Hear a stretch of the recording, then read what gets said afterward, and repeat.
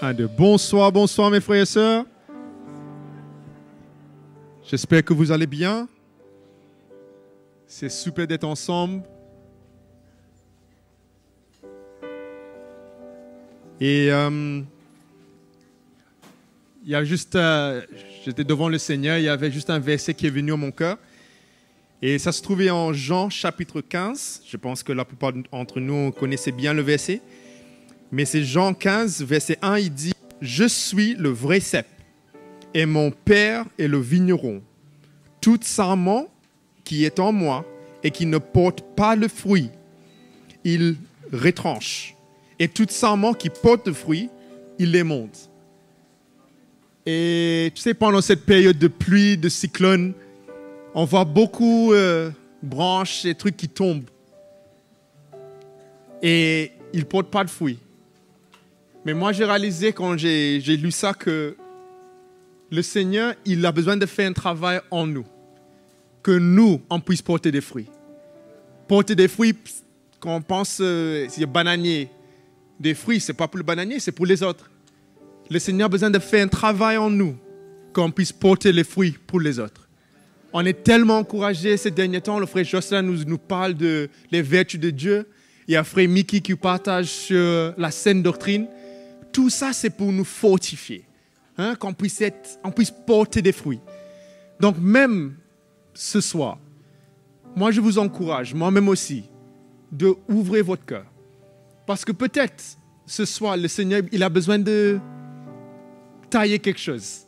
Il a quelque chose dans notre vie que le Seigneur a besoin d'enlever. Et je ne sais pas pour vous, mais moi je réalise petit à petit, c'est mieux que je laisse le Seigneur faire ce qu'il a besoin de faire en moi. Je dis, Seigneur, si tu veux, enlève ça, enlève. Seigneur, si tu veux couper, coupe. Peut-être ça va faire mal, mais je sais, c'est parce que le Seigneur veut que je porte les fruits.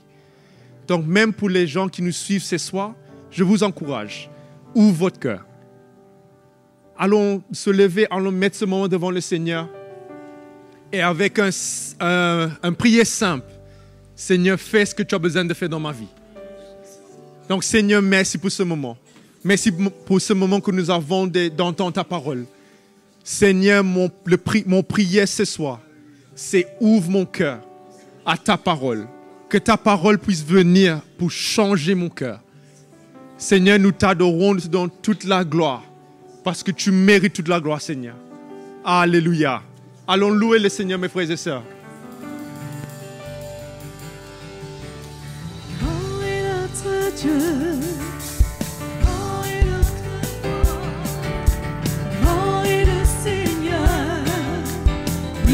Tout-puissant, gloire à notre Dieu, gloire à notre roi, gloire au Seigneur, il est le Tout-puissant, son nom est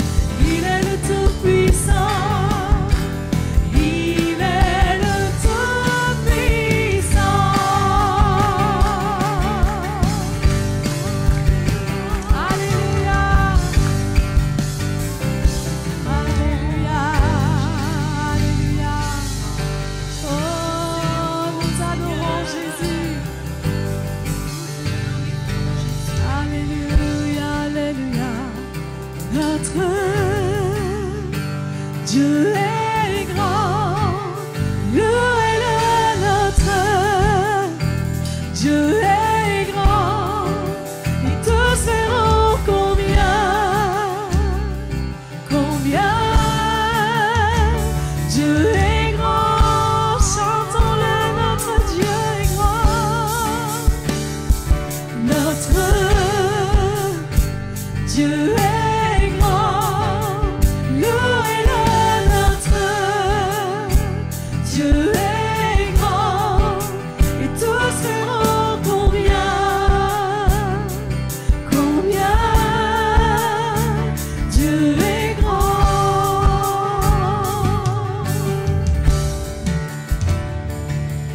La splendeur du grand roi, revêtu de sa gloire, réjouit toute la terre, réjouit toute la terre, enveloppé de lumière. Devant lui tout s'éclaire, tout est à découvert, tout est à découvert. Notre Dieu est grand, notre Dieu est grand, et tous verront combien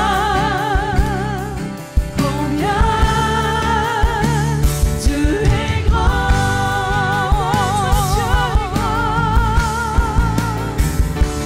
Notre Dieu est grand, louez-le notre. Dieu est grand, et tous verront combien Dieu est grand.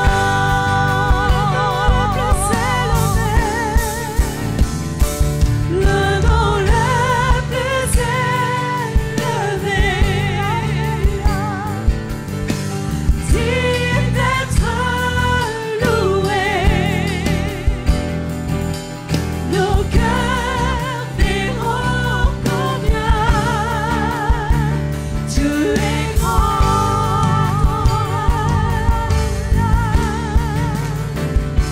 Le nom le plus élevé,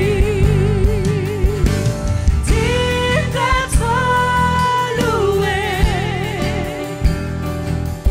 Nos cœurs verront combien Dieu est grand. De tout mon être, alors s'élève un chant. Dieu tout-puissant, que tu es grand. De tout mon être, alors s'élève un chant.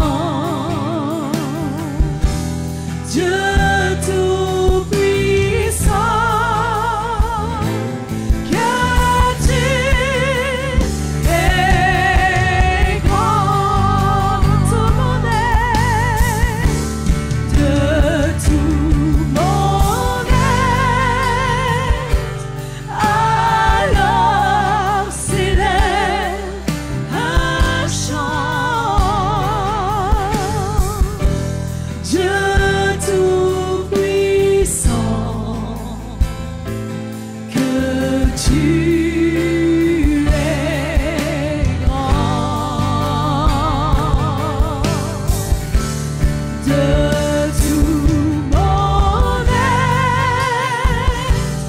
alors s'élève un chant. Dieu tout-puissant, que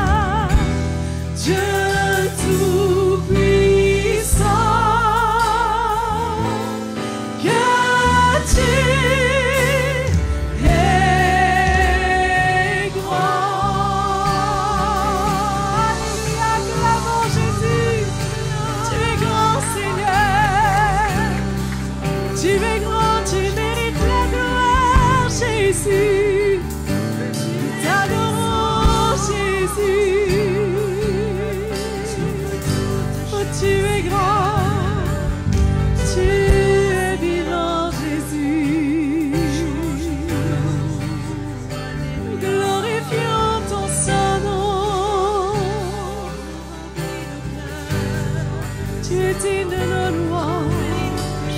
Tu es digne de recevoir la gloire, Jésus. Nous chantons ta grandeur, Seigneur. Alléluia, sois glorifié, sois élevé.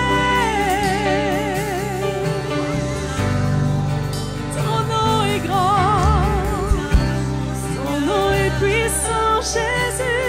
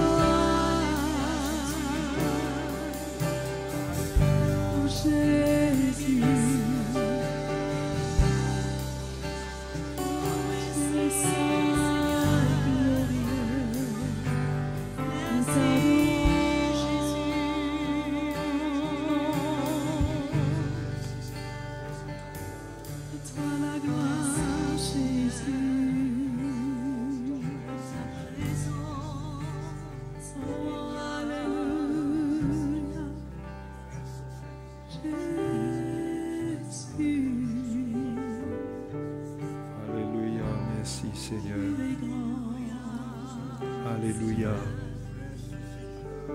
Oh, merci Seigneur, nous t'adorons ce soir. Nous te remercions Seigneur.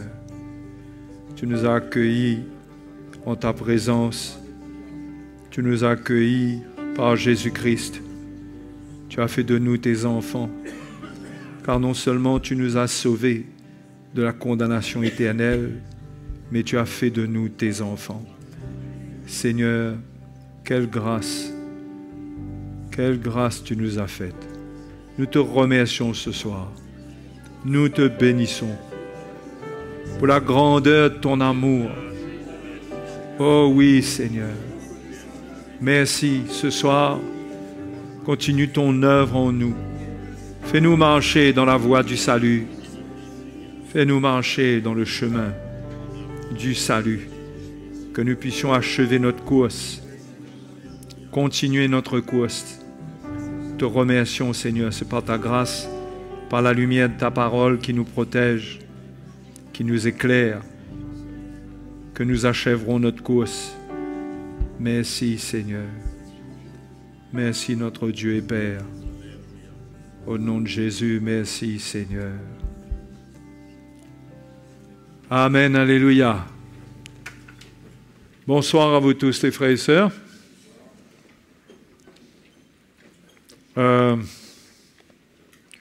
Quelques paroles bibliques d'encouragement ce soir. Et avant cela, j'aimerais vous adresser quelques paroles d'exhortation, d'avertissement, pour que nous puissions comprendre quelle est la valeur de notre salut et comment nous devons prendre garde à nous-mêmes. Devons prendre garde à nous-mêmes et faire attention à notre vie. Quand on voit le combat que l'apôtre Paul a mené pour l'Église, c'est un combat contre la séduction. Le diable cherche à séduire l'Église et c'est là que je crois que nous devons être très vigilants. Et peut-être qu'on ne réalise pas à quel point c'est quelque chose de sérieux. Et on doit réaliser comment garder la bonne doctrine. C'est quelque chose, ce n'est pas une option, ça ne doit pas être pris avec légèreté. Parce que nous sommes sauvés par la foi, par la grâce de Dieu. Dieu a scellé notre salut par Jésus-Christ. Il n'a pas utilisé un homme, il n'a pas confié la nouvelle création à un homme, comme ça a été le cas pour Adam, qui a désobéi, qui a trahi, puisqu'il a vendu l'humanité à Satan. Mais il a confié le salut à son Fils, à Jésus. Et la Bible nous dit que Adam, par sa désobéissance, peut-être qu'on peut lire cela dans Romains chapitre 5, au verset 19.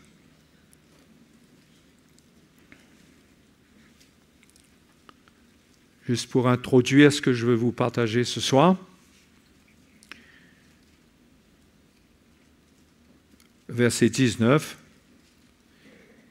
Tout ce passage de Romains chapitre 5 est très riche, mais ça se résume au verset 19 où Paul dit « Car comme par la désobéissance d'un seul homme, c'est-à-dire Adam, beaucoup ont été rendus pécheurs.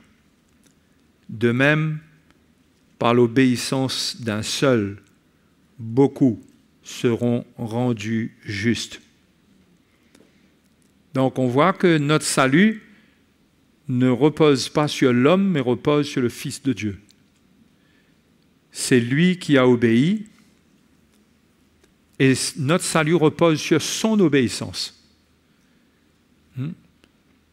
Et Paul compare son obéissance à la désobéissance d'Adam. la désobéissance d'Adam a entraîné l'humanité dans les ténèbres. L'obéissance de Christ relève les hommes qui vont croire en lui.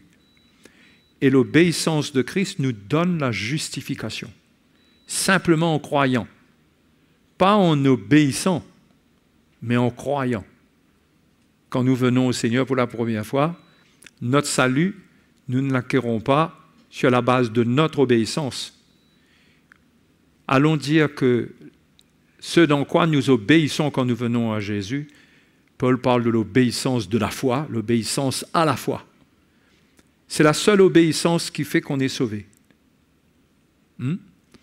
Et donc, à partir de là, nous sommes justifiés, nous sommes sauvés par la foi, par la grâce. Et ça, c'est acquis par la justification. Quand je dis que c'est acquis, une fois qu'on est enfant de Dieu, si on garde le chemin, si on reste avec le Seigneur, si on ne l'abandonne pas, si on ne le renie pas, ce qui s'est passé au premier jour de notre salut est acquis et cela nous garantit la vie éternelle. Mais, dès le commencement, Dieu avait deux problèmes à régler. Il y avait, et c'est encore là, quelque part, il fallait que le Seigneur le règle pour le salut qu'il allait nous donner. Il y avait donc la désobéissance d'Adam. Ça, comme je viens de vous l'expliquer, c'est acquis, puisque Jésus est venu, il a obéi, d'accord? Mais il reste maintenant le problème de la séduction de Ève. D'accord? Et la séduction de Ève, c'est quelque chose dans lequel la séduction de Ève, ça parle ensuite de la séduction de l'Église, des tentatives de l'ennemi de séduire l'Église. Et c'est là que nous avons une part de responsabilité. Nous avons un rôle à jouer. D'accord? Parce que nous sommes sauvés par la foi, par la justification, mais en tant que nouvelle Ève, en tant qu'Église, notre problème, c'est la séduction. Notre combat n'est plus d'obtenir le salut par une obéissance qui nous justifie, ça c'est Jésus qui l'a fait. Le problème pour nous, c'est que nous devons prendre garde à la séduction.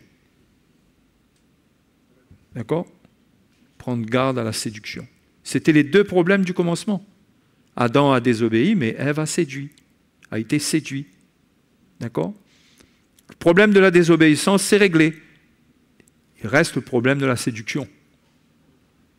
C'est pourquoi le grand combat des apôtres, ça a été contre les fausses doctrines, contre les séducteurs. Parce que du côté de la justification, dans un sens, le diable ne peut rien. Parce que ça, c'est entre les mains de Christ. Quoique nous pourrions être séduits et renoncer à notre justification et abandonner la foi. C'est pourquoi, en tant qu'Église, en tant que chrétiens, chacun de nous, nous devons être vigilants concernant les doctrines qui existent, qui ne font pas partie de la saine doctrine, qui sont des doctrines pour égarer le chrétien, pour l'éloigner de la foi. Et c'est ce que Paul a vu à Corinthe. Il l'exprime dans 2 Corinthiens chapitre 11. Et il compare d'ailleurs la séduction de Ève à ce qui est arrivé aux Corinthiens, à la séduction de Ève. Ce qui montre bien qu'on a une leçon à tirer dedans et que, comme Ève, nous devons prendre garde, nous pourrions être séduits. Donc, Paul dit, chapitre 11, verset 2, « Car je suis jaloux de vous d'une jalousie de Dieu, parce que je vous ai fiancé à un seul époux pour vous présenter à Christ comme une vierge pure. Toutefois, de même que le serpent séduisit Ève par sa ruse, je crains que vos pensées ne se corrompent et ne se détournent de la simplicité à l'égard de Christ ou de la simplicité qui est en Christ. OK? Car si quelqu'un vient vous prêcher un autre Jésus que celui que nous avons prêché, ou si vous recevez un autre esprit que celui que vous avez reçu, ou un autre évangile que celui que vous avez embrassé, vous le supportez fort bien. Or, j'estime que je n'ai été inférieur en rien à ces apôtres par excellence. Donc, il y a eu de soi-disant apôtres qui sont venus et qui ont détourné les Corinthiens de la simplicité qui est en Christ, qui a corrompu leur pensée. Et il faut bien réaliser que là où nous devons faire attention, c'est à la corruption de nos pensées. C'est-à-dire que nous écoutions une doctrine, un message, qui, quelque part, vient ajouter quelque chose qui change notre manière de voir, notre manière de croire, notre manière de marcher avec le Seigneur. Vous voyez? Et la corruption, c'est un moyen subtil du diable pour gagner les chrétiens. Les corrompre leur pensée. Injecter quelque chose dans leur pensée par des doctrines. Et toujours pareil. Les Corinthiens, ils vivaient dans un monde de philosophes, de philosophie, où les hommes passaient leur temps à raisonner, à penser. Il y avait beaucoup de sagesse humaine. OK? Et l'Église vivait dans ce milieu-là.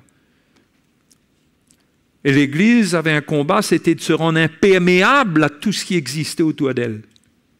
C'était un grand combat. Mais il y a eu ces hommes qui ont infiltré l'Église et qui ont, comme pour Ève, ils se sont fait les ministres de Satan et sont venus amener un doute sur le message que les Corinthiens avaient entendu. Vous savez, le doute peut venir vite sur le message que nous avons reçu. Quelques épreuves qui persistent, des moments difficiles, et nous pourrions quelques prières qui ne sont pas exaucées, et nous pourrions commencer à nous demander ce qu'il en est de l'authenticité de l'évangile que nous avons reçu. Et donc, dans ce milieu de philosophie, les Corinthiens devaient faire attention à tomber dans le piège des raisonnements, de la discussion. Comme si qu'il y a des choses qu'on peut ajouter à la foi chrétienne. Et c'est un peu ce qui s'est passé, c'est exactement ce qui s'est passé avec Ève. D'ailleurs, ce n'est pas pour rien que Paul prend cet exemple, mais si on va dans Genèse chapitre 3,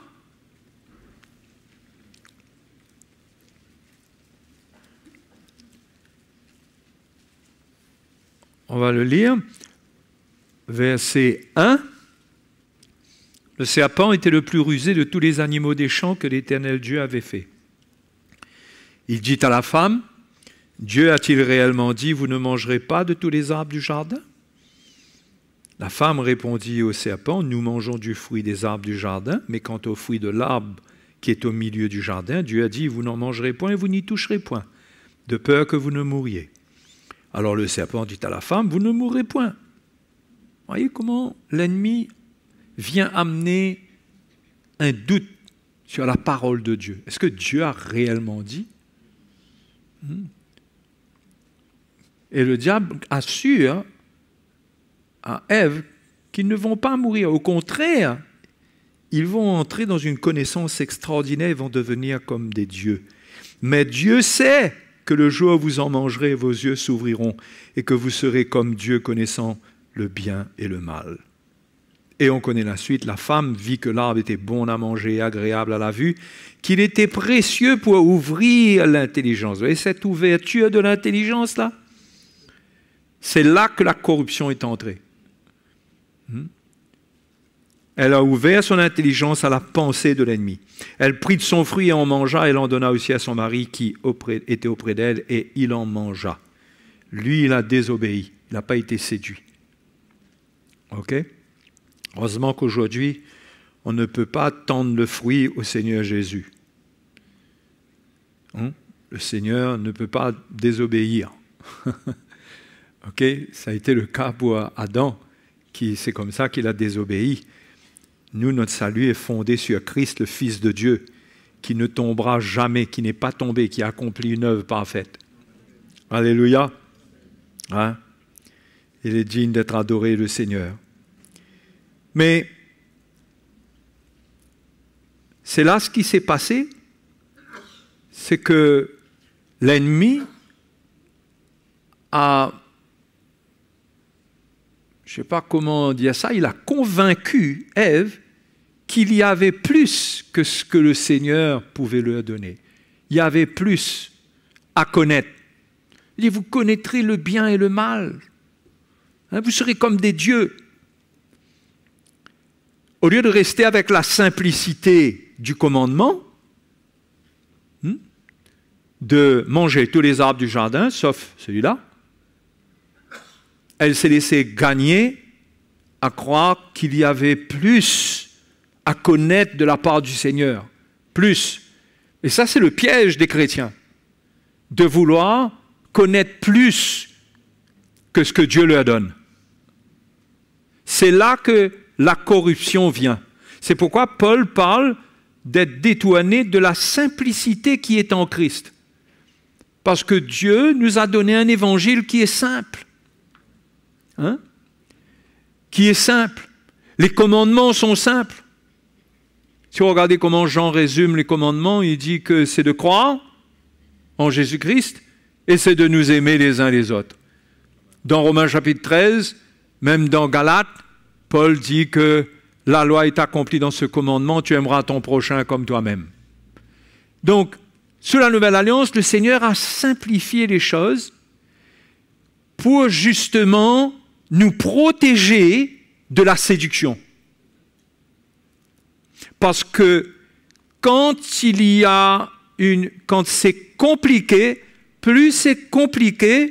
plus ça crée de la place pour poser des questions, discuter, et quelque part, ça donne l'occasion à l'ennemi d'amener, de rajouter, de nous faire douter, de corrompre. Mais quand on garde la simplicité de l'Évangile, on ne peut pas être corrompu.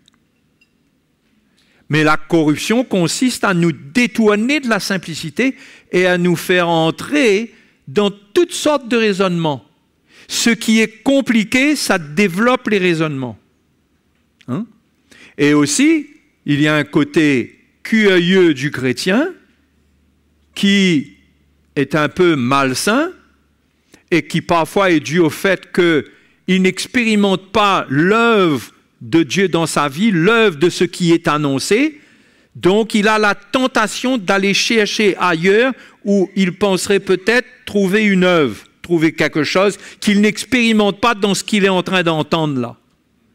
Mais en réalité, il n'expérimente pas parce qu'il n'y a pas d'obéissance à l'évangile simple. Et le fait de s'ouvrir à des doctrines, ça l'entraîne loin de la simplicité. Or, toute la foi, toute la puissance de la piété, toute la vie chrétienne est contenue dans la simplicité de Christ. Oui. C'est comme ça que les Galates même, ça c'est les Corinthiens, c'est l'histoire des Corinthiens. Mais on peut voir qu'il y a eu la même chose qui s'est passée avec les Galates. On va lire la même chose, mais dans un autre contexte. Vous êtes avec moi? Alors, les Galates, au chapitre 1, verset 6, Galates 1, 6, Paul dit, je m'étonne que vous vous détourniez. Vous voyez, c'est toujours se détourner. C'est ça qu'il faut faire attention. Hein? Que vous vous détourniez si promptement de celui qui vous a appelé par la grâce de Christ pour passer à un autre évangile. Non pas qu'il y ait un autre évangile, mais il y a des gens qui vous troublent et qui veulent altérer l'évangile de Christ. Voilà une autre corruption, c'est la corruption de l'évangile. Il y a la corruption de l'intelligence et il y a la corruption aussi de l'évangile. Changer l'évangile, pervertir l'évangile. Le mot altérer ici, ça veut dire changer et en faire quelque chose d'une autre nature. Et ça, c'est l'action de l'ennemi, de nous tenter d'aller vers des évangiles qui n'ont pas de puissance de Jésus. Ça peut avoir de la puissance, d'autres qualités de puissance trompeuse, mais la puissance de l'œuvre de la croix, pour nous sauver, pour nous changer, pour nous pardonner, pour nous changer, cette puissance-là, on peut en être privé, et c'est ce qui s'est passé aussi avec les Galates. Les Galates, Paul dit, vous vous êtes détournés de l'évangile. Et certains ont altéré, certains sont venus vers vous, vous ont troublé, des gens qui veulent altérer l'évangile de Christ. Et Paul dit, mais si nous-mêmes, si un ange du ciel annonçait un évangile s'écartant de celui que nous vous avons prêché, qu'il soit anathème. Voyez mes frères et sœurs, il arrive un moment où il faut avoir une référence. Il faut avoir un repère. On ne peut pas juste dire qu'on a l'évangile comme ça, mais on a besoin de trouver les repères que Dieu nous donne, chacun de nous, qui nous permettent de définir c'est quoi la vérité, c'est quoi la saine doctrine. Et Paul se prend comme leur repère, il le dit. Vous devriez garder l'évangile que nous avons prêché. Il n'a pas peur de dire cela. C'est pas comme si Paul dit cela, il laisse entendre par là, d'une manière orgueilleuse, qu'il n'y a que lui qui a la vérité. Vous comprenez? Aujourd'hui, si on tient ce langage-là, on va entendre des gens nous dire « Mais oui, mais vous croyez que vous êtes les seuls à avoir la vérité. » Mais moi, je sais que chaque pasteur, chaque serviteur de Dieu doit savoir quel est le combat qu'il est en train de mener pour le peuple qui lui a été confié. Mais s'il est responsable, s'il a la vérité, il ne devrait pas avoir peur de tenir ce langage-là. Si quelqu'un vous annonce un autre évangile que celui que nous avons prêché, qu'il soit anathème, c'est-à-dire retranchez-le de vos relations, ne l'écoutez pas, ne soyez pas en communion avec lui. Et frères et sœurs, je vous le dis et je vous le répète, il y a un moment où il faut avoir un repère, et ce repère est représenté par une onction, et cette onction est représentée par des hommes. Là, on n'est pas dans le débat de l'homme qui est faillible ou quoi, mais il y a un moment où chacun de nous, on doit savoir où on marche, avec qui on marche, et est-ce qu'on marche là et en même temps on doit marcher là-bas, on doit marcher là-bas, ou bien Dieu nous a convaincus, nous savons qui nous avons cru, nous savons quel est l'évangile qui a changé notre vie, et dans ce cas, nous avons fait un choix pour aller jusqu'au bout avec ce choix. Et c'est ça qui nous protège. C'est ça. Mais le chrétien, je le répète, qui ne fait pas l'expérience de la vie qu'il y a dans cet évangile, de la libération que procure cet évangile de vérité-là, celui qui n'a pas fait cette expérience, il sera sous le coup des tentations du diable pour se détourner et aller vers d'autres évangiles. C'est pourquoi, moi, je vous dis, faites attention de laisser un évangile corrompu, perverti, venir corrompre vos pensées.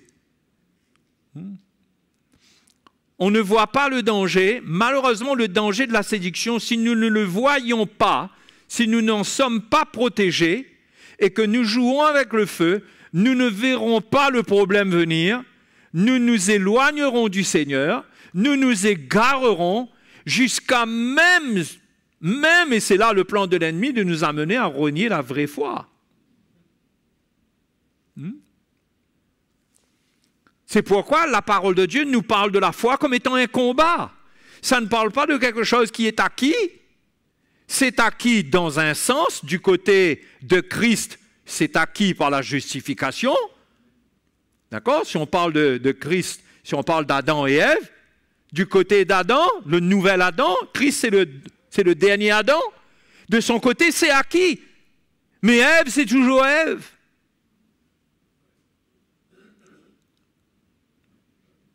C'est-à-dire, nous sommes des hommes, nous avons la nature humaine, nous avons l'Esprit de Dieu, nous avons reçu la parole de Dieu, mais nous sommes toujours à portée de la séduction. C'est là que nous avons besoin de protection. Nous avons besoin de protection. Et l'apôtre Jean dit que celui qui est né de Dieu, il se garde lui-même et le malin ne le touche pas. Toucher, c'est pas toucher comme ça, là, comme quand on joue le maire. Hein? Vous connaissez quand on joue le maire? Ah, où le maire? C'est pas ça, hein? C'est mettre la main dessus. Et la parole de Dieu, Paul met en garde dans l'épître à Timothée, il parle de ceux dont le diable s'est emparé pour les soumettre à sa volonté. Il parle, je le crois, de serviteurs de Dieu qui ont dû faire l'expérience du salut à un certain moment et qui ont joué avec le feu et l'ennemi les a attrapés. Comment? Par la corruption de leurs pensées. La séduction est entrée et ils sont tombés dans le piège de l'ennemi. Et frères et sœurs, nous devons nous protéger contre cela. Nous ne sommes pas infaillibles. Hein? Nous ne sommes pas infaillibles. Nous devons nous protéger. Sinon, la parole de Dieu ne dirait pas « Celui qui est né de Dieu se garde lui-même ». C'est étonnant comment, à chaque fois que des paroles simples disent des choses simples, ceux qui ont leur doctrine de salut inconditionnel, ils essayent d'expliquer cela autrement. Mais c'est tiré par les cheveux. Alors que les choses sont simples. Nous avons reçu le salut, mais Paul dit que maintenant que nous avons reçu, Pierre dit, nous sommes gardés par la puissance de Dieu, nous sommes gardés dans les derniers temps par la foi. Nous sommes sauvés, mais nous sommes gardés. Donc, si c'était définitif, nous n'aurions pas besoin d'être gardés à la limite. Mais nous sommes gardés parce qu'il y a un danger de se perdre. C'est logique, non? Et ajouté à cela, il y a ce que Jean dit, si que celui qui est né de Dieu, il se garde lui-même et le malin ne le touche pas. Ne laisse pas l'ennemi corrompre ton entendement, comme la Bible dit, ta pensée, ta manière de voir les choses. Ne le laisse pas gagner ta pensée. Et il y a tellement de manières de se laisser gagner. Hein? Mais Paul a mené ce combat avec les Galates à cause des judaïsants. À Corinthe, c'était les philosophes. En Galatie, c'était les judaïsants qui venaient avec les doctrines de la loi, qui venaient amener la loi. Hein? Et comment tout cela, la loi encore plus que toute chose, ça complique les choses. C'est pourquoi Paul menait un combat pour la simplicité qui est en Christ. Et comment nous devons demeurer fermes dans la simplicité de l'Évangile. Hein? Dans la simplicité de l'Évangile.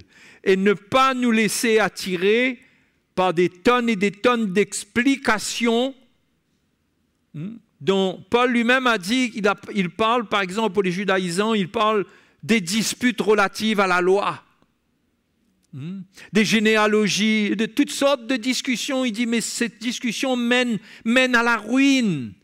Ça mène à la ruine tous ceux qui les écoutent. Et Paul dit à Timothée, garde le bon dépôt en évitant les discussions futiles, les discussions vaines. Parce que le bon dépôt, c'est l'évangile qu'il avait reçu. Il devait le garder pur. Ne pas laisser rien venir s'infiltrer dans ce dépôt et changer la nature de ce dépôt.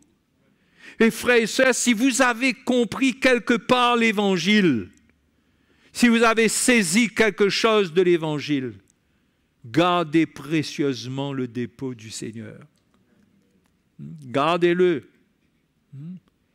En condamnant ce qui n'appartient pas à la vérité, les mensonges, les erreurs, les hérésies, en les condamnant et en n'y prenant pas part, parce qu'à partir du moment où on commence à méditer, à entrer dans la réflexion avec l'erreur, on est en danger. Et vous savez comment Paul a exprimé cela? Si vous allez dans Galates chapitre 5, il parle du levain. Hein? Chapitre 5, verset 8, il dit « Vous couriez bien ». Chapitre 5, verset 8 de Galates. « Vous couriez bien, qui vous a arrêté pour vous empêcher d'obéir à la vérité. Cette influence ne vient pas de celui qui vous appelle. Un peu de levain fait lever toute la pâte. » Un peu de levain, quelques petites pincées de levain dans la pâte fait lever la pâte. Il n'y a pas besoin de beaucoup. L'image qu'il donne montre le sérieux qu'il y a de ne rien accepter en dehors de la vérité de l'Évangile. Parce que ça agit comme un levain. Ça vient faire lever toute la pâte. Cette pâte que le Seigneur garde plate, et il ne faut pas laisser quelques petites pincées d'hérésie et de fausses doctrines venir dedans, parce que notre chair qui est comme une pâte qui est plate, elle va se lever, elle va s'enfler, elle va gonfler, et elle va revenir sur la scène. Pas sur la scène doctrine, hein, sur la scène de crime. Elle va revenir. Et pas besoin de beaucoup, il dit une petite pincée, un peu de levain, un petit peu de fausse doctrine, et on va déclencher quelque chose dans nos raisonnements, et on va se retrouver à enclencher un système de raisonnement qui avait été mis à mort à notre conversion. On a été lavé de cette manière de penser, on a été libéré, et voilà qu'il y a un vieux moteur quelque part qui a redémarré. Et on se retrouve à raisonner et à s'opposer à la vérité. On laisse venir en nous des éléments qui s'opposent à la connaissance de Dieu. C'est ce que Paul dit aux Corinthiens, 2 Corinthiens chapitre 10. Il parle des armes avec lesquelles nous combattons. C'est pour renverser les forteresses et toute hauteur qui s'élève contre la connaissance de Dieu. Quand nous nous mettons en contact avec des évangiles qui ne sont pas purs, nous permettons à l'ennemi de construire des forteresses en nous, dans nos pensées, des hauteurs que après, si la puissance de Dieu n'agit pas en nous, parce que nous nous humilions, ces hauteurs demeurent et nous devenons des résistants à l'Évangile. Nous n'arrivons pas à concevoir l'Évangile, à l'accepter, parce que nous avons été envahis à l'intérieur par des pensées qui sont étrangères à la pensée de Dieu. Vous voyez ? C'est un combat qui est invisible, qui est spirituel.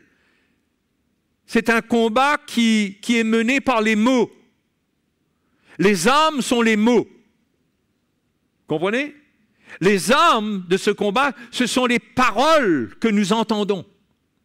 Si ces paroles ne sont pas saines, elles transportent un poison, elles transportent quelque chose qui vient là pour nous détruire.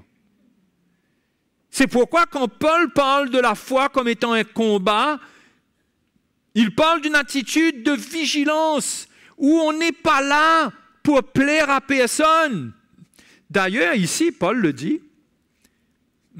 Si je retourne au chapitre 1, Et au verset 8, donc, quand Paul parle de ceux qui troublent le peuple de Dieu et qui veulent altérer l'évangile de Christ, il dit, mais si nous-mêmes, si un ange du ciel annonçait un évangile s'écartant de celui que nous vous avons prêché, qu'il soit anathème. Nous l'avons dit précédemment, je le répète à cette heure, et il le répète. Mes frères et mes sœurs, ça nous montre le sérieux de la chose. Et je le répète à cette heure, si quelqu'un vous annonce un évangile s'écartant de celui que vous avez reçu, qu'il soit anathème. Frères et sœurs, nous devons être sûrs que l'évangile que nous entendons, c'est l'évangile que nous avons reçu. Nous ne pouvons pas recevoir un évangile et entendre un autre évangile.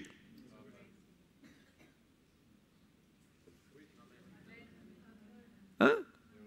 Oui, si vous n'êtes pas convaincu de cela, ben vous devez chercher le Seigneur. Je ne sais pas si vous êtes sincère avec Dieu dans la foi. Mais si vous êtes vrai, vous êtes sincère et vous avez acquis une conviction de la vérité de l'Évangile. Eh bien, vous ne pouvez pas vous laisser personne vous écarter de ce que vous avez reçu. Et le verset 10 dit, et maintenant, est-ce la faveur des hommes que je désire ou celle de Dieu? Est-ce que je cherche à plaire aux hommes? Si je plaisais encore aux hommes, je ne serais pas serviteur de Christ. Vous voyez l'attitude que ça déclenche, ça? On n'est pas là pour plaire aux hommes. On n'est pas là pour plaire à tonton et ma tante et à personne. Même si on aime tout le monde, mais on ne peut pas vivre un évangile qu'on a reçu et pour plaire aux autres, nous acceptons de compromettre cet évangile et nous acceptons des éléments étrangers à cet évangile de manière à ce que les autres voient que nous sommes ouverts. Que nous ne sommes pas des gens fermés. Ah, je suis rassuré, tu n'es pas dans une secte. Est-ce que ce sont ces paroles-là qu'on a besoin d'entendre? Au contraire, la parole de Dieu nous montre que ceux qui ont la vérité, ils sont persécutés. Et que si on reçoit trop de compliments, c'est à se demander quelle est notre vie chrétienne. La vraie vie chrétienne rencontre de l'opposition parce qu'elle est ferme. Hein? Et le côté émotionnel, humain, relationnel avec les hommes, ça peut nous amener à compromettre, à accepter une petite pincée de levain par-ci, par-là dans notre vie. Mais Paul a dit pour lui, c'était clair. L'évangile devait être gardé pur. Et c'est l'attitude que chaque chrétien doit avoir, parce que c'est aux chrétiens qu'il parle là. Il donne son exemple pour qu'on puisse marcher dans le même chemin. Amen. Hein? Ça vous parle, ça? Ah. Allons revenir dans Galates chapitre 5, verset 9. Paul dit donc au verset 9, Paul dit, un peu de levain fait lever toute la pâte. J'ai cette confiance en vous dans le Seigneur que vous ne penserez pas autrement. Il leur parle comme un père parle à ses enfants. Mais celui qui vous trouble, quel qu'il soit, en portera la peine. Vous voyez le sérieux? C'est tellement sérieux que non seulement il insiste sur le fait qu'il faut déclarer anathème celui qui amène un autre évangile, c'est-à-dire qu'on n'ait pas de communion avec lui. Non seulement cela, mais il montre le sérieux qu'il y a d'amener des éléments étrangers en montrant le sort de celui qui fait ce travail-là. Hein? Donc, on n'est pas en train de parler de choses légères, là. Hein? On n'est pas en train de parler un langage de tolérance, d'amour, qui plane, d'indulgence. On est en train de parler de vérité qui doit être maintenue.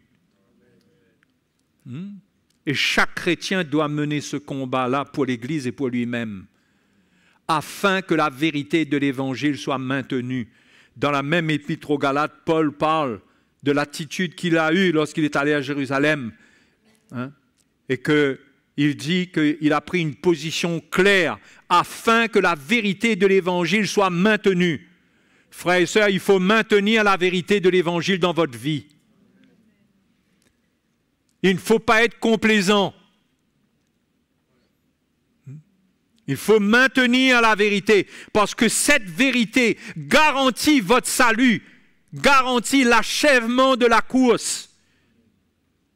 Il n'y a pas d'autre évangile pour vous garantir que vous finirez la course. L'évangile que vous avez reçu, c'est l'évangile qui vous garantit que vous arriverez au bout. Hein? Donc ça, c'est le combat de chacun de nous. Parce qu'aujourd'hui, nous vivons dans un monde où l'accès à la connaissance biblique est immense par Internet. Et si on va se balader dans toutes les avenues, toutes les routes que nous ouvre Internet, on risque de faire des expériences dramatiques. Je ne suis pas en train de dire on a le droit, on n'a pas le droit, ce n'est pas de ça que je parle. Mais je parle d'une vigilance à toute épreuve, et de ressentir et d'être vrai avec soi-même. Si on n'est pas prêt, si on n'est pas capable, allons pas nous aventurer dans n'importe quoi. Ok?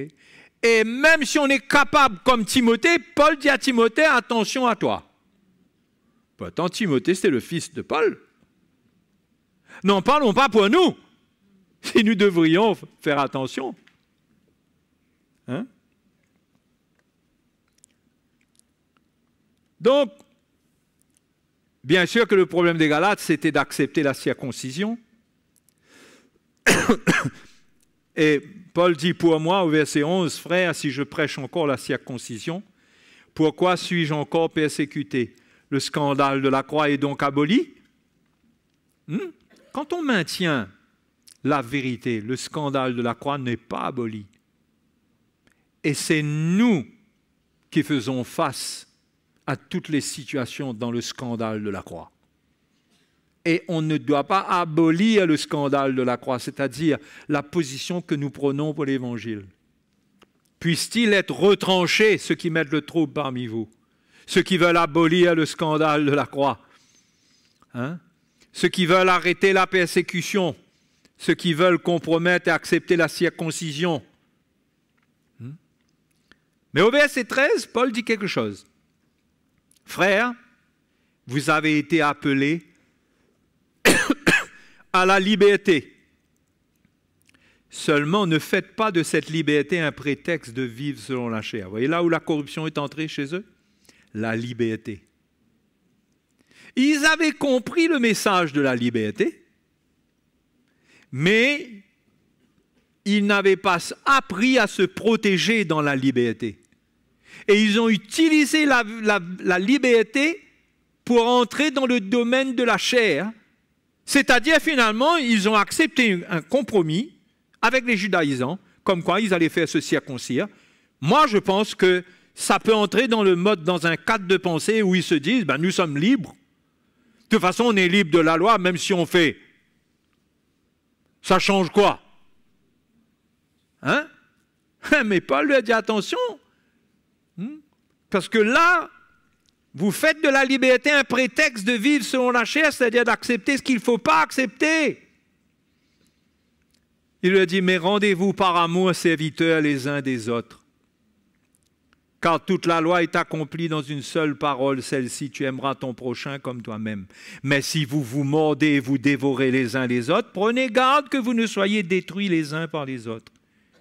Il est possible, selon moi, que quand Paul parle de mordre, de dévorer, il parle de ce que la loi produit dans la chair du chrétien en réveillant les différences, en réveillant les divisions, en réveillant tous les raisonnements et en amenant les chrétiens dans des conflits d'opinion et de conviction. Et que Paul les avertit que là, s'ils commencent à se mordre en retournant sur la loi, ils vont finir par se détruire. Ce n'est pas que la loi les détruit, c'est la réaction de la chair par rapport à la loi sous laquelle ils se mettent qui va les mettre en danger. Est-ce que vous comprenez? Donc, Paul veut protéger les Galates de la corruption qui vient par les judaïsants. Il a voulu protéger les Corinthiens de la corruption qui venait du monde grec, par la philosophie. Si vous allez lire l'Épître aux Corinthiens, vous verrez clairement, les frères et sœurs. Paul oppose la prédication de la croix, il dit c'est la puissance de Dieu, la sagesse de Dieu, à la sagesse des hommes, à la sagesse du monde. Il dit, où est le raisonneur de ce siècle? Il dit, comment la prédication de la croix, par elle, Dieu a rendu nulle l'intelligence des intelligents et la sagesse des sages. Vous voyez? Par l'Évangile, on a été complètement mis à part de toutes ces choses. Et on doit faire attention au retour de ces choses dans nos pensées. C'est pourquoi l'Église doit se protéger. Et on ne réalise pas, et c'est subtil, comment on peut abandonner la parole de Dieu au profit de l'esprit du monde qui prend une priorité, qui nous enseigne quoi faire et comment faire. Vous avez déjà entendu parler de ces parents qui, au lieu de se tenir pour l'Évangile, ils arrivent même à dire que certaines choses ne fonctionnent pas et que, comme si on est obligé d'accepter certains enseignements qui viennent du monde pour nous aider à comprendre comment faire avec nos enfants. Moi, je ne dis pas qu'il n'y a rien à apprendre dedans. Je ne dis pas cela. Mais je dis que l'enseignement, la vie du chrétien, elle doit être fondée sur la parole de Dieu. Et la tentation est grande d'adopter l'esprit du monde et de croire que le monde doit nous expliquer quelle est la nature de l'enfant, quelle est la nature, même à tous les niveaux, les couples et tout. On veut prendre des conseils pour apprendre. Mais le monde ne peut pas comprendre, concevoir l'évangile que nous vivons. Et l'esprit du monde, Paul dit aux Corinthiens, nous avons reçu l'esprit qui vient de Dieu et non pas l'esprit qui vient du monde. Donc, on trouve cette tentation et on trouve la réponse à cette tentation dans l'Église. Dans l'Église. Alors, suis-je en train de dire qu'on n'a absolument aucune aide à recevoir? Moi, je dis que l'Évangile ne doit pas être renversé. Et attention qu'il y a un mode de pensée qui n'est pas l'Évangile, qui devient du levain, qui vient se mélanger à l'Évangile et qui produit une pâte qui n'est pas la pâte que Dieu cherche.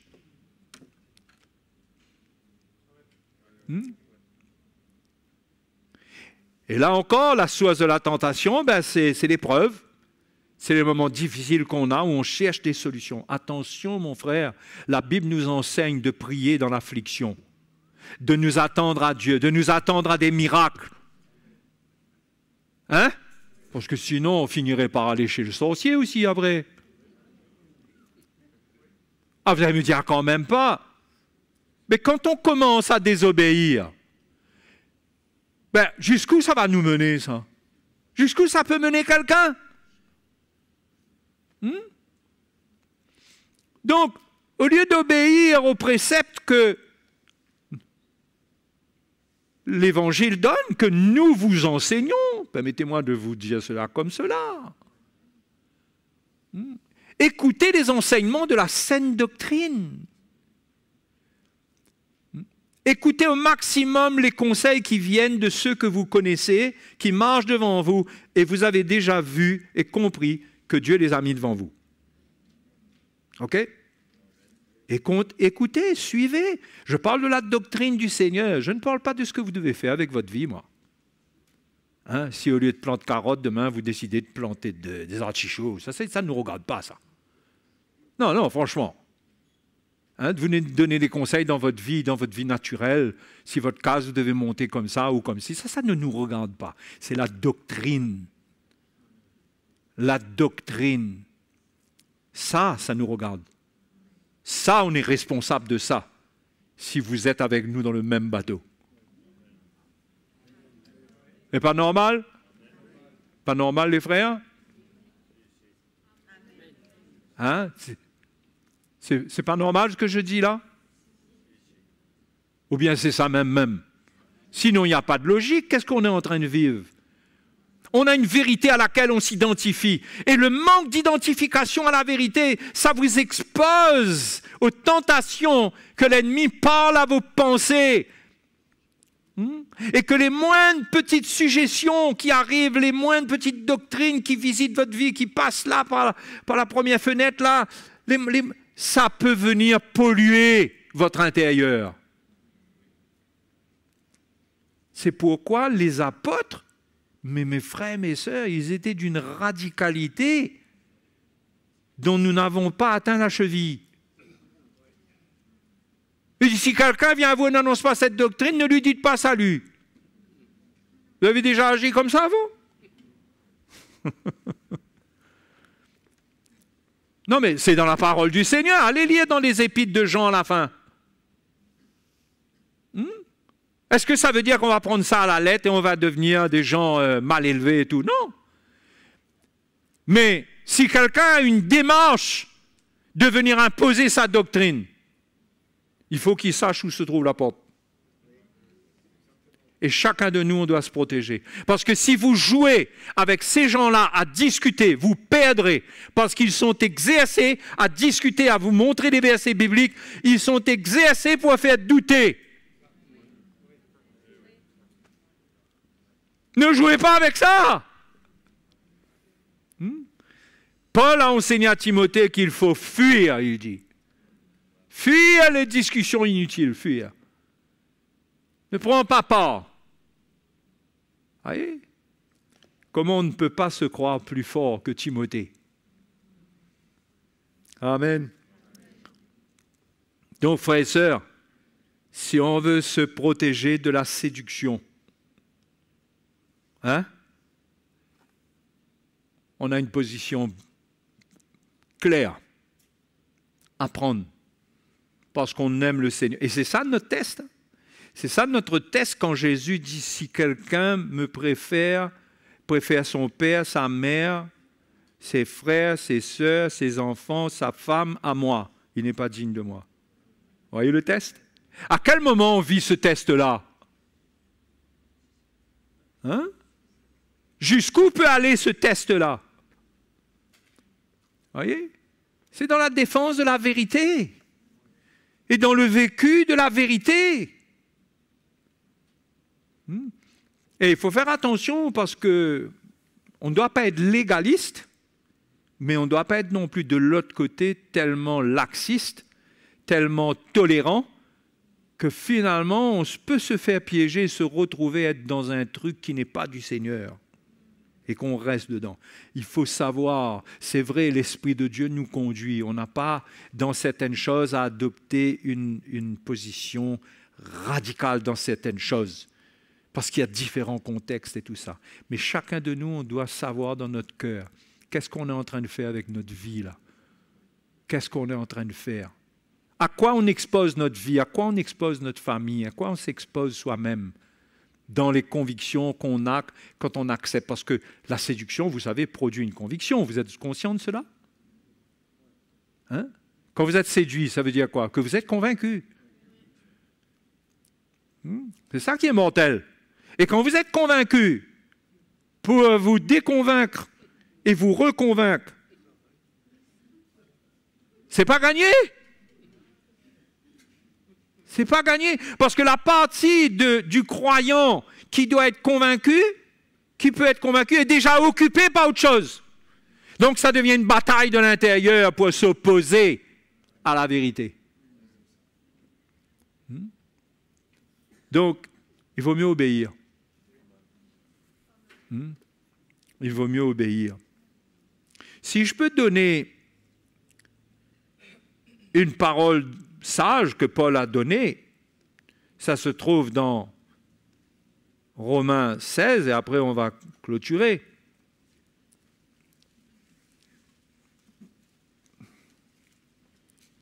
Paul parle de ceux qui...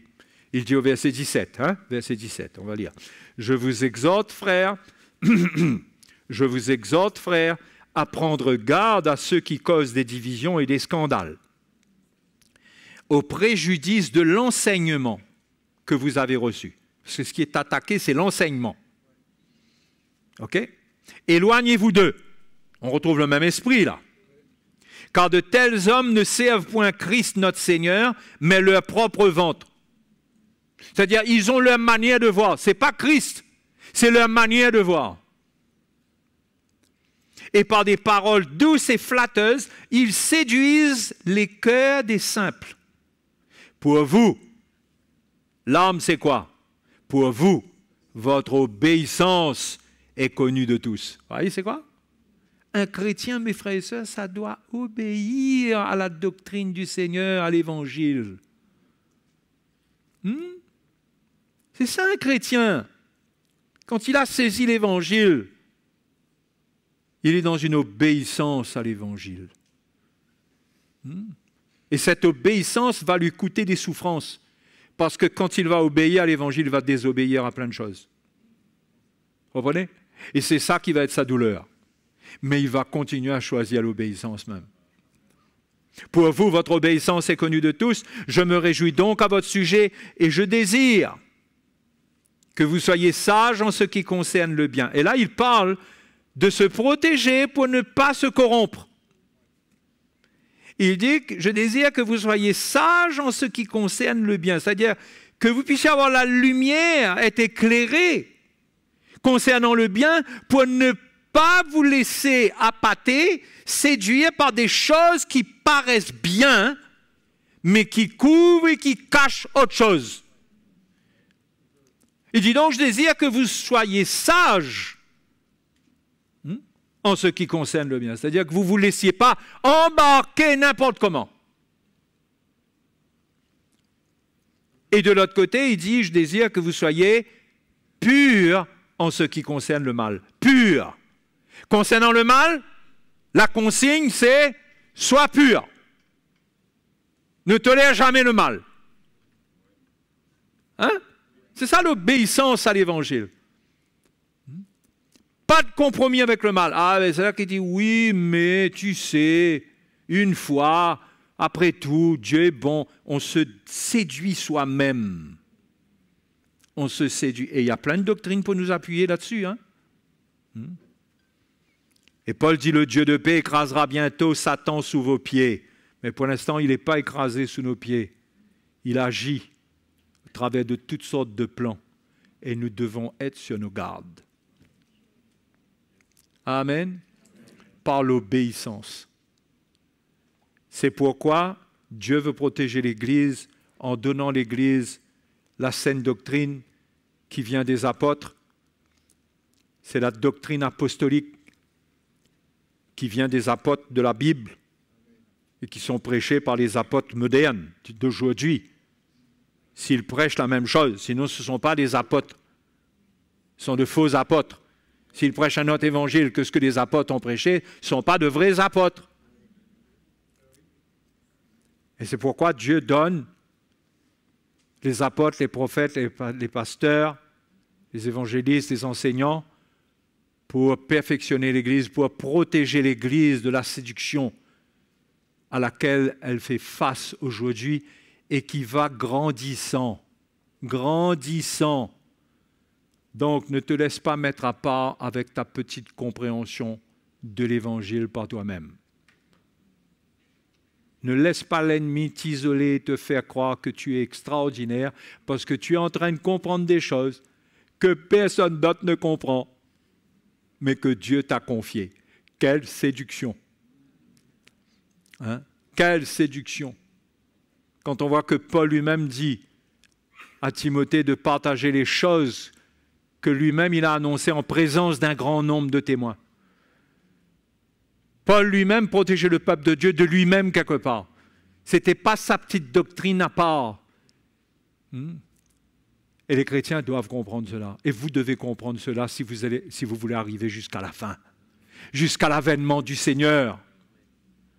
On ne sait pas comment les choses vont se faire, si on va passer un bout de la tribulation, la petite, un grand morceau, ou je ne sais pas trop quoi. On a l'espérance d'une manière ou d'une autre que Jésus va nous prendre avant. Ça, c'est normal. Mais il faut être prêt. Il faut être affermi. Parce qu'on ne sait pas ce que nous réserve l'avenir. Et la séduction qui existe aujourd'hui, soyons fermes pour ne pas tomber sous elle. Alléluia. OK, les frères et sœurs? Hein? Eh bien, que le Seigneur vous bénisse. Allons nous mettre debout. Allons remercier le Seigneur ensemble. Et là où vous êtes dans les églises, remerciez le Seigneur. Bénissez le Seigneur parce qu'il est bon, parce qu'il nous a mis à part. Hein? Il nous a sauvés, il nous a justifiés, il nous demande de prendre garde. Il nous demande d'aller jusqu'au bout, de faire attention, de ne pas laisser Satan nous séduire et nous détourner. Hein? Mais qu'on reste avec la vérité. Alléluia. Seigneur, nous te louons ce soir. Merci pour ta grâce sur notre vie à nous tous, en tout lieu où nous sommes dans cette île, et ainsi que tous les frères et sœurs qui vont écouter ce message partout. Comment tu veux nous enseigner, nous parler et nous montrer le chemin à emprunter, l'attitude à avoir, l'obéissance à porter dans notre cœur pour ne pas se laisser gagner par tout ce qui vient, tout ce qui est présent, tout ce qui viendra encore. Ce soir, je te remercie, Seigneur. Je prie pour tous les frères et sœurs de partout, que ta main soit sur eux, que tu les gardes, que dans les moments difficiles, ils ne se laissent pas égarer, tenter, en allant vers des solutions qui sont des solutions d'hommes, qui sont des solutions de philosophie. Seigneur, je prie pour tous les frères et sœurs en tout lieu ce soir, et pour tous ceux qui sont là ce soir. Seigneur, étends ta main sur eux, accompagne-les, témoigne-leur de ton amour, témoigne-leur par ton esprit qu'ils sont sur la bonne voie, qu'ils n'ont pas à trouver autre chose, qu'ils doivent rester avec ce message simple de la foi en toi et de l'amour que nous devons avoir les uns envers les autres. Seigneur, je te loue ce soir, te remercie pour ta grâce, pour ta bonté. Oh, alléluia. Et là où nous sommes, nous tous, nous le bénissons. Là où nous sommes, nous tous, nous le bénissons. Il nous a choisis. Oh, il nous a choisis. Quelle grâce. Il nous a mis à part. Nous sommes reconnaissants. Nous voulons garder précieusement ce qu'il nous a donné. Alléluia. Merci, Seigneur. Merci, Seigneur. Alléluia. On va louer le Seigneur, adorer le Seigneur par un chant.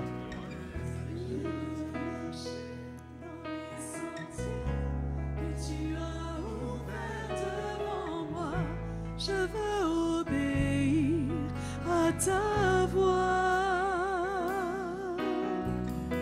Je veux trouver ma destinée en considérant chaque voie que tu as préparée pour moi.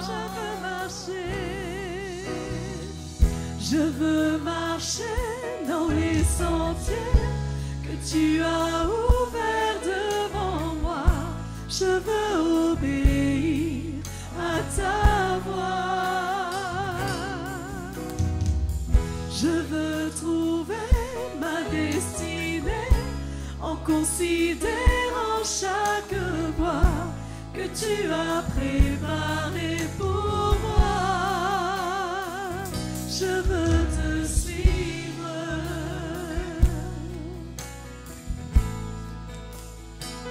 Je veux te suivre.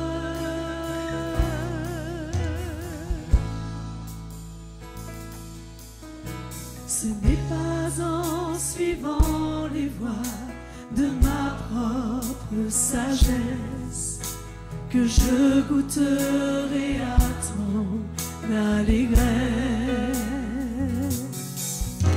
Ce n'est pas en m'offrant au monde et à tous ces délices que j'aurai part à tout ton sacrifice.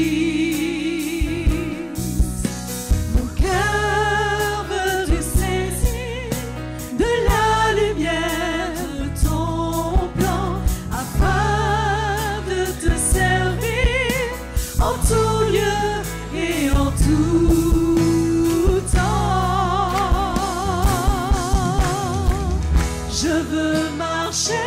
dans les sentiers que tu as ouverts devant moi. Je veux obéir à ta voix. Je veux trouver ma destinée en considérant chaque voie que tu as préparée pour moi. Je veux te suivre.